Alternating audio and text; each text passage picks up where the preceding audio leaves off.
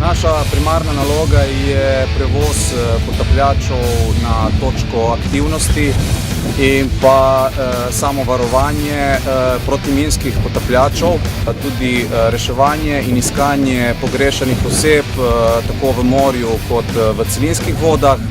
Delo imamo tudi med civilnim okoljem pri varovanju raznovrstnih regat.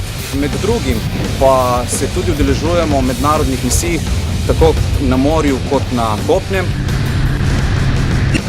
Delo v oddelku za podporo potapljanja je dinamično, raznoliko in atraktivno. Predlagal bi ta poklic vsakomur, ki rad se ukvarja z športom, je rad v stiku z morjem.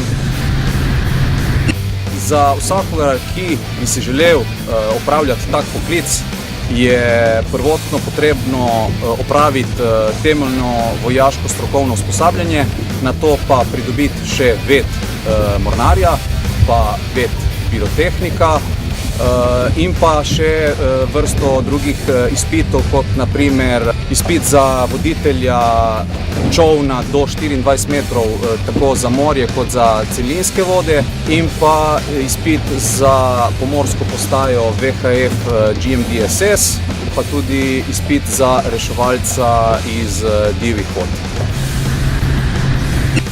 Moje osnovno delovno orodje je čoln, tako imenovan Č-82, dolžina čolna je 8,5 metrov, ima pa izvenkrvni motor moči 350 konjev V8, dosega pa tudi hitrost, zavidljivo hitrost 48 vozlov, tako da je res en pravi užitek se peljati s takim plovilom in verjamem, da bi marsikdo s tem želel se preizkusiti.